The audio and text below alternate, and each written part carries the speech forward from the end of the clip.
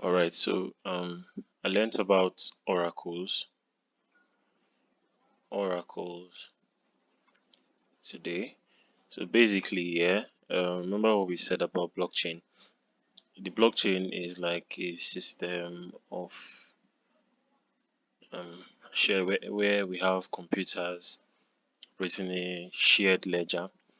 So now, we talked about Ethereum and the existence of smart contracts.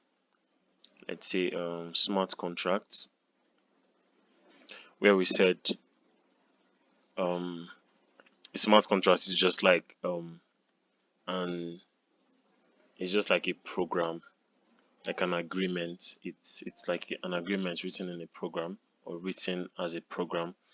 So for instance, we let's say we have an agreement with a company that for every time it rains, they will give us $10. So if we want to make this agreement still, sometimes you can have like since it's obviously a human being that controls this company or is the head of this company. If it rains and they decide not to give you the $10, that's a breach of the agreement. So a smart contract, this can be written out in a smart contract whereby we would write a program that says that whenever it rains, send $10 to this person's wallet.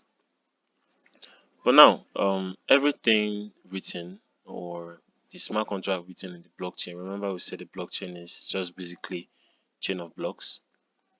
So everything written inside this is within the blockchain. How do we know or how do we tell our smart contract when it rains?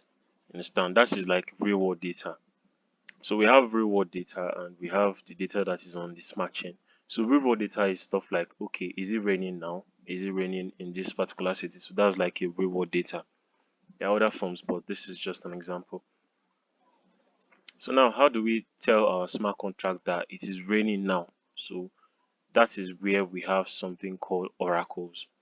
So oracles are the bridge between real world data and um, the stuff we have on the blockchain.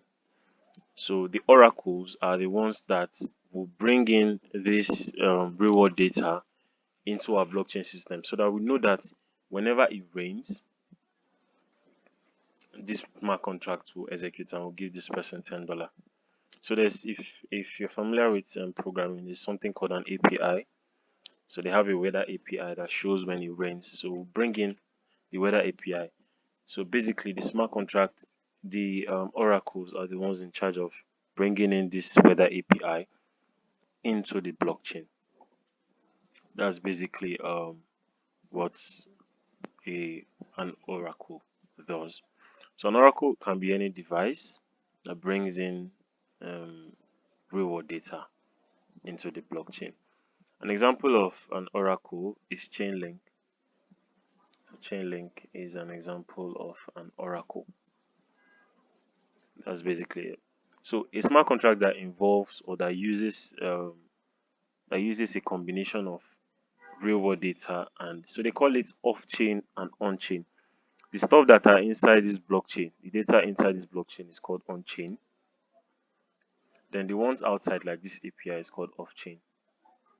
So the Oracle brings in this. So a smart contract that makes use of on chain and off chain data is called a hybrid smart contract.